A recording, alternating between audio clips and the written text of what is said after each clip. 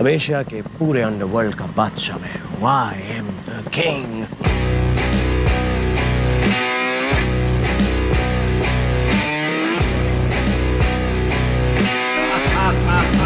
Don, Billa, Kabali ఇలా చిన్నప్పటి నుంచి నేనైతే చాలా సినిమాలు చూస్తూ పెరిగాను. ఇందులో నాకు కామన్గా కనిపించే పాయింట్ మలేషియా. అసలు నిజంగా అక్కడ అండర్ వరల్డ్ మాఫియా ఉందో లేదో తెలియదు, కానీ అక్కడికి వెళ్తే అక్కడున్న యాంబియన్స్ని బట్టి ఒక డాన్ లాంటి ఫీల్ వస్తుందని నాకు అనిపించింది. సో మలేషియాకి స్టార్ట్ అయిపోయాం. మంచిది, डॉन को पकड़ना मुश्किल ही नहीं।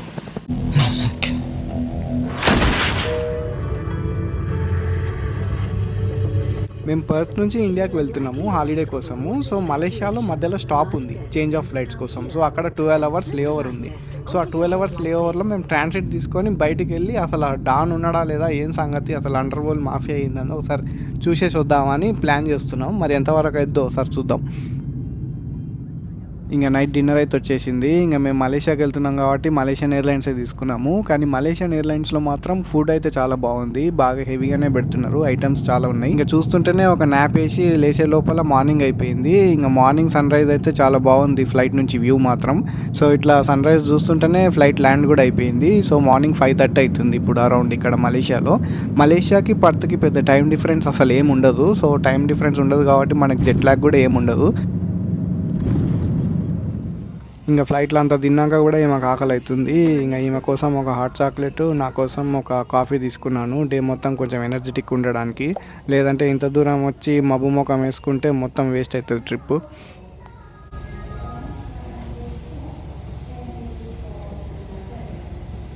బాగుంది హాట్ చాక్లెట్.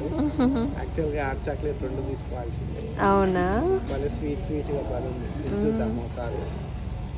నీది లాటే కదా? లాటే.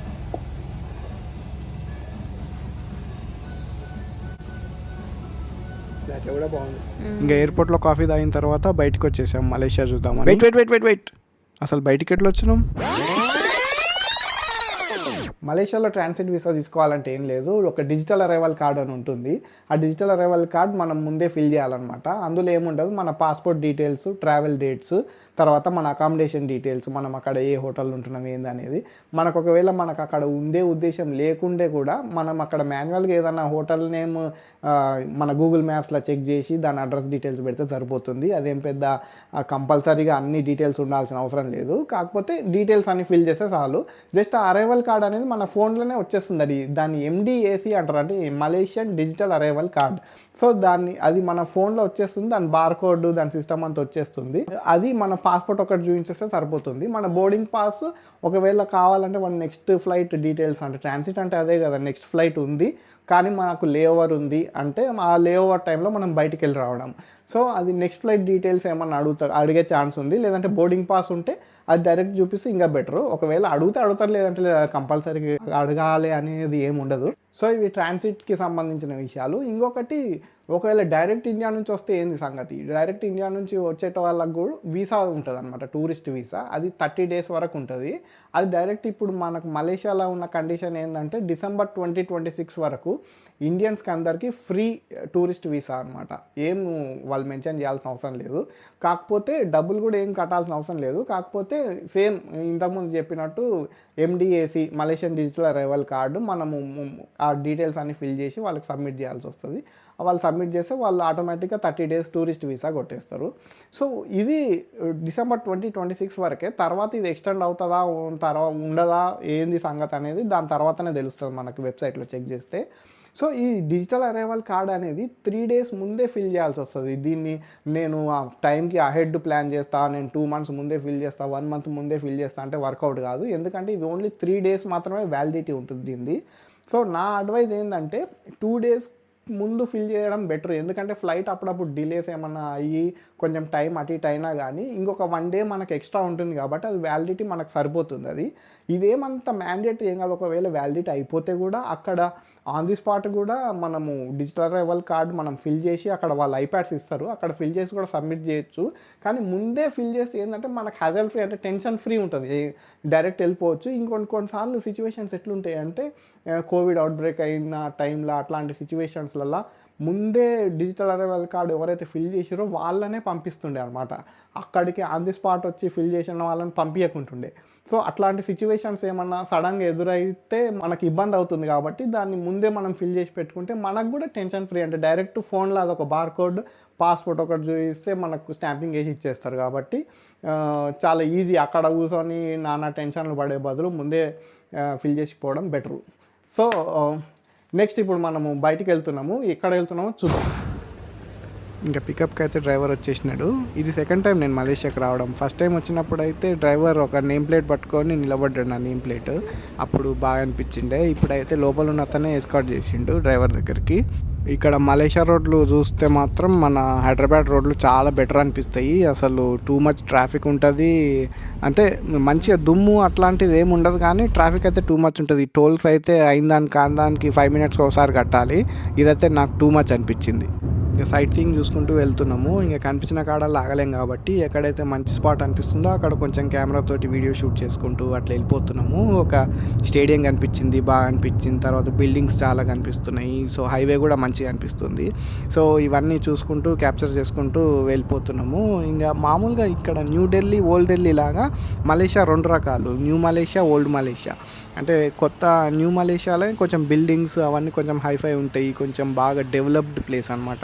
ఓల్డ్ మలేషియా అంటే కంప్లీట్ ఇంకా ఓల్డ్ సిటీ లాగా, కొంచెం ఓల్డ్ ఢిల్లీ లాగా అనుకోండి. కొంచెం అంత ట్రాఫిక్, రోడ్లు సరిగా ఉండకపోవడము, అంత పాత బిల్డింగ్లు, అవి శిథిలావస్థల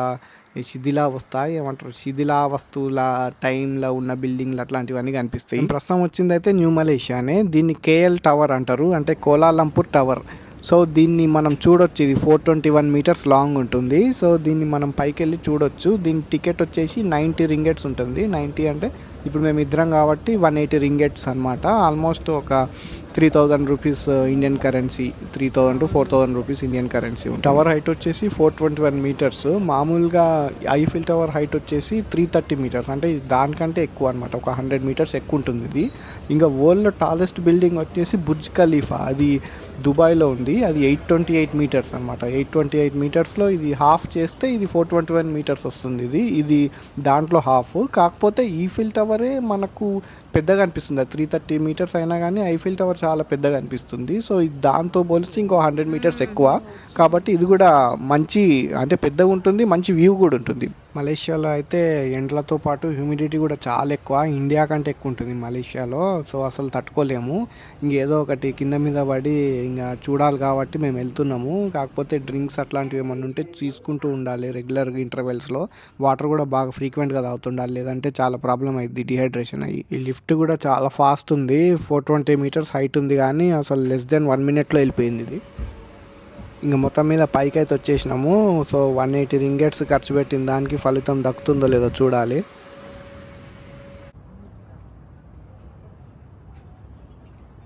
మంచిగా ఉంది ఇక్కడ వ్యూ, అంటే సిటీ మొత్తం కనిపిస్తుంది. మలేషియాలో అక్కడ ఒక స్టాప్, ఇక్కడ ఒక స్టాప్ వేసుకుంటూ అన్నీ చూసే బదులు ఈ టవర్ ఒకటి ఎక్కేసి మొత్తం చూసుకొని వెళ్ళిపోయడం బెటర్ ఆప్షన్ అనిపిస్తుంది నాకు.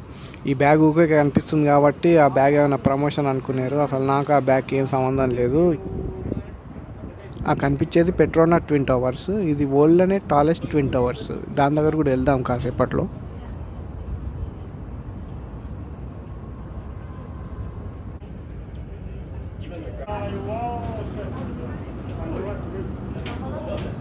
ఇక్కడ ఉన్నది ట్రాన్స్పరెంట్ గ్లాస్ బ్రిడ్జ్ ఇది. అంటే అక్కడ నుంచి చూస్తే మనకు కింద బాగా కనిపిస్తుంది, మనం ఎంత హైట్లో ఉన్నాం అనేది తెలుస్తుంది. ఇంకొంచెం భయంకరంగా కూడా ఉంటుంది, కొంతమంది కళ్ళు కూడా తిరగవచ్చు. కాకపోతే కొంచెం అడ్వెంచరస్గానే అనిపిస్తుంది. చూడాలనుకుంటే చూడొచ్చు, లేదంటే లేదు.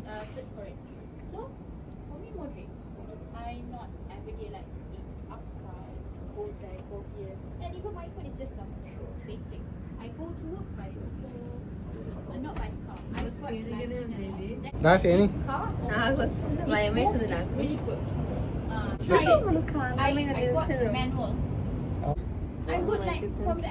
కాళ్ళ మీద ఉన్నాం, కింద కూర్చో.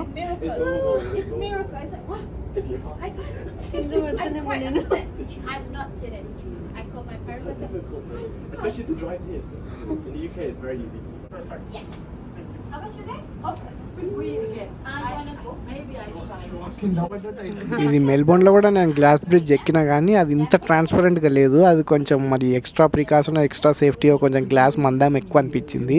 కాకపోతే ఇక్కడైతే అసలు గ్లాస్ చాలా ట్రాన్స్పరెంట్గా అనిపించింది నాకు.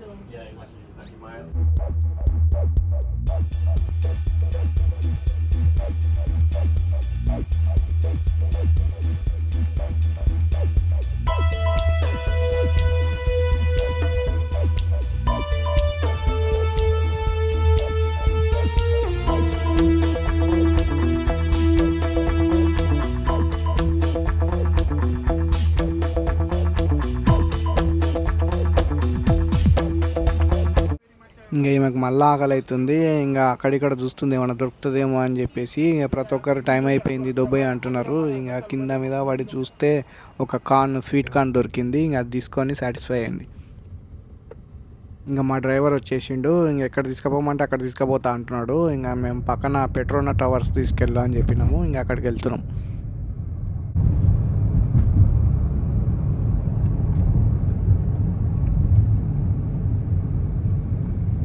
ఇంకా పెట్రోనా టవర్స్కి అయితే వచ్చేసినాము. దీన్ని అయితే కొంచెం దూరం నుంచి చూడాలంట, దగ్గర నుంచి చూస్తే ఏం కనిపించదంట. తల మొత్తం పైకి ఎత్తితే తలనొప్పి తప్ప ఏం వచ్చేది లేదు. కాబట్టి కొంచెం దూరంకి వెళ్ళి చూడాలని చెప్పేసి ఒక ఫోటోగ్రాఫర్ చెప్పిండు. అంటే వాడు మంచిగా చెప్పిండో వాడు ఏమైనా బిజినెస్ చేసుకోవాలని చెప్పిండో తెలియదు కానీ చిన్నగా ఫోటోలు తీస్తా అన్నాడు. ఫస్ట్ 10 రింగెట్స్ అన్నాడు. తర్వాత చిన్నగా ఫోటోలన్నీ తీసిన తర్వాత 70 రింగెట్స్ అంటున్నాడు. ఇక వీనితో ఏగలేక చేయలేక ఇక నాకు ఫోటోలో ఏమొద్దంటే సార్ ఎంతో కొంత తీసుకోండి, ఎంతో కొంత ఇవ్వండి అంటే ఎంతో కొంత 50 రింగెట్స్ ఇచ్చి వచ్చేసినాము. వీడు ఫొటోస్ అయితే ఐఫోన్లోనే తీస్తున్నాడు. మరి ఏం చేసిండో ఏం సాఫ్ట్వేర్ వాడుతుండో ఆ లైట్ ఏదో పెట్టుకున్నాడు. కానీ చూడడానికైతే ఫొటోస్ ప్రొఫెషనల్గానే వచ్చినాయి. సో ఇంకా డబుల్ పోతే పోయినాయి కానీ కొంచెం సాటిస్ఫై అయితే అయినాం. ఈ ట్విన్ టవర్స్ గురించి చెప్పాలంటే ఇంతకుముందు చెప్పినట్టు ఇది వరల్డ్లోనే టాలెస్ట్ ట్విన్ టవర్స్ అనమాట. ఇది 88 స్టోర్స్ ఉంటాయి ఒక్కొక్క బిల్డింగ్లో. And 41st 42nd floors 2 టవర్స్కి connect అయి ఉంటాయి.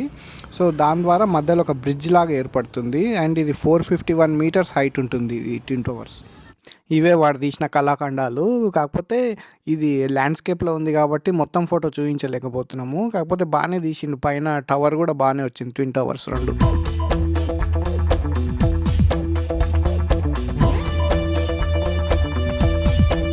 ఇంకా ఈ ట్విన్ టవర్స్ లోపలికి వెళ్ళి చూద్దాం అసలు అక్కడ ఏముందో అని చూద్దామని వెళ్తున్నాం. అక్కడ మాల్ ఉంటుందంట, ఇంకా 5 స్టార్ హోటల్ ఉంటుందంట, బాగానే రెస్టారెంట్స్ ఉంటాయంట. సో చాలా ఉంటాయంట, షాపింగ్ కూడా బాగున్నాయంట. సో చూద్దాం అవన్నీ ఎక్కడెక్కడ ఏమేమి ఉన్నాయో అని చెప్పేసి ఒకసారి వెళ్ళి చూసొద్దామని చెప్పేసి వెళ్ళినాము. మొత్తం ఏం తిరగలేదు, కింద గ్రౌండ్ ఫ్లోర్ ఫస్ట్ ఫ్లోర్ ఒకటి అట్లా తిరిగేసి చూసేసి వచ్చేసినాం.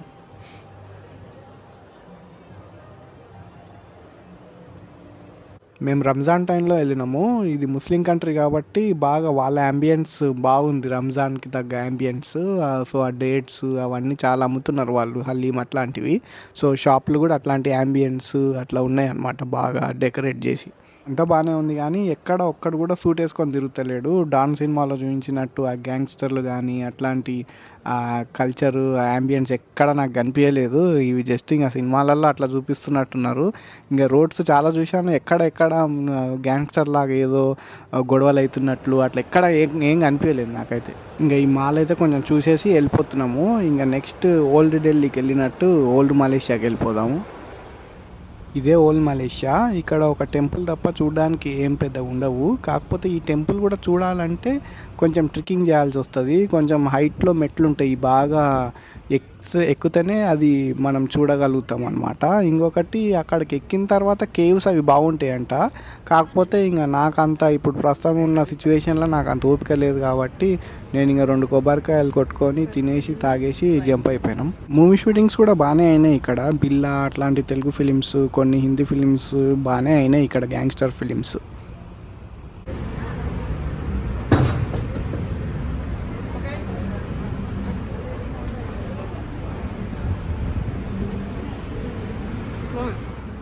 ఇంకా దాని తర్వాత మళ్ళీ సిటీకి వచ్చినాము. ఇంతటితో మా ట్రిప్ అయిపోవాలి యాక్చువల్గా. కాకపోతే మా డ్రైవర్ అన్నాడు ఇంకా టైం ఉంది ఎయిర్పోర్ట్కి వెళ్ళడానికి, ఇంకా ఏదైనా చూడాలనుకుంటే చూడండి అన్నాడు. సో ఈ లోపల మ్యూజియం చూసేద్దాము, మ్యూజియం చూసి వెళ్ళిపోదామని చెప్పేసి మ్యూజియంకి వచ్చాము.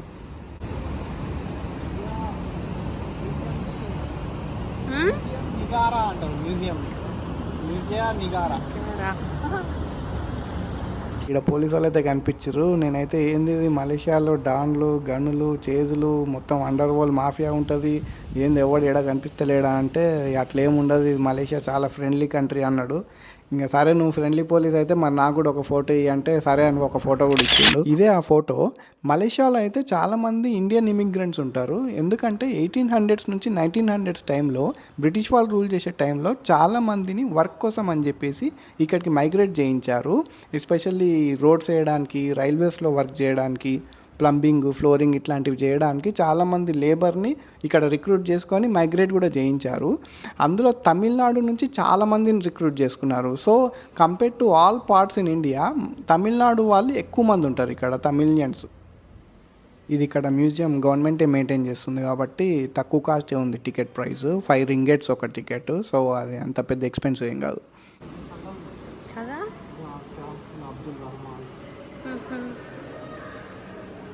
ఇది మలేషియాలో ఎర్లీ స్టేజెస్ ఆఫ్ లైఫ్ అనమాట. ఎర్లీ మ్యాన్ ఏంది, దాని సోది ఏంది అనేది అనమాట. నేను పెద్ద మ్యూజియం ఫ్యాన్ అయితే ఏం కాదు, పెద్దగా అంతా చూడాలి, హిస్టరీ అవన్నీ తెలుసుకోవాలి అంతా నేనైతే ఫ్యాన్ అయితే ఏం కాదు. కాకపోతే ఇక్కడికి వచ్చిన మెయిన్ రీజన్ ఏంటంటే ఒకటి టైం ఉంది, టైంపాస్ చేయాలని, రెండోది ఏంటంటే బయట ఎండలకు తట్టుకోలేకపోతున్నాము. సో ఇక్కడ మ్యూజియం లోపలికి వస్తే ఏసీ మాత్రం మస్తుంది. సో ఇక్కడ ఏసీలో కొంచెంసేపు ఉండి ఒక ½ అన్ అవర్ అన్న టైం స్పెండ్ చేసి ఇంకా మళ్ళీ ఏసీ కార్లు ఎక్కి డైరెక్ట్ ఎయిర్పోర్ట్కి వెళ్ళి అందులో ఏసీలో ఉండి డైరెక్ట్ మళ్ళీ ఏసీ ఫ్లైట్ ఎక్కి డైరెక్ట్ ఇంటికి ఇక్కడ హైదరాబాద్లో దిగి మళ్ళీ ఏసీ కార్ ఎక్కి ఇంటికి వెళ్ళి ఏసీ వేసుకొని పండుకోవాలనేది నా ప్లాన్.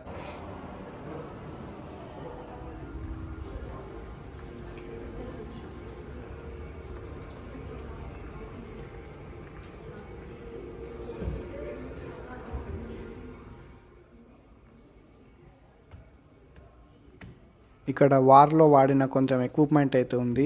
అది ఓల్డ్ వాళ్ళ వాడిరా అక్కడ వాడిరా ఇంకా సోదంతా తెలుసుకునే ఓపిక నాకు లేదు. కాకపోతే చూడని అయితే చూసినాం, బాగున్నాయి. ఇంకా గన్స్, నాకు గన్స్ అంటే భలే ఇష్టం. ఈ గన్స్ అయితే నాకు కొంచెం బాగా ఇష్టం అనమాట గన్స్. సో ఇక్కడ గన్స్ చూసినప్పుడు ఇది ఒకటి కొంచెం నాకు మంచిగా అనిపించింది చూడడానికి. ఇంకా మా డ్రైవర్ అయితే వచ్చేసిండు. ఇంకా చూడాల్సిన అయితే అన్నీ చూసేసినాము. ఇంకా ఎయిర్పోర్ట్కి జంప్.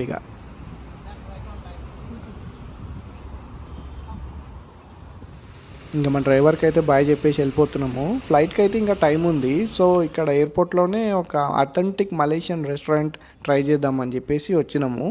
సో ఇక్కడ బయట అక్కడిక్కడ చూసినాం కానీ మాకు అంత టైం దొరకలేదు, పైగా ఆ ఎండకి ఎక్కడ తినాలనిపించలేదు. సో ఇక్కడ ఎయిర్పోర్ట్లో మంచిగా ఏసీలో కూర్చొని అథెంటిక్ మలేషియన్ ఫుడ్ ట్రై చేద్దామని చెప్పేసి ఆర్డర్ చేసినాము.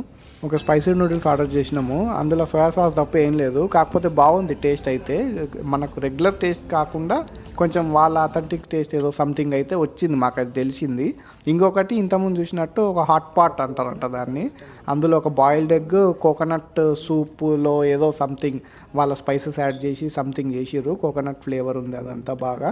ఇంకొంచెం నూడిల్స్ అండ్ కొంచెం చికెన్ కూడా ఉంది అందులో ప్రాన్స్ అవి ఇవి కూడా ఉన్నాయి. కానీ సీ ఫుడ్ ఏదో వద్దు, నాకు చికెన్ ఒకటి ఏంటి అని చెప్పిన. సో బాగుంది, అది కూడా తినొచ్చు మనం. అంటే కొంచెం మనం వెరైటీగా అథెంటిక్గా ట్రై చేయాలి అక్కడ అంటే ఇది తినొచ్చు, బాగానే ఉంది.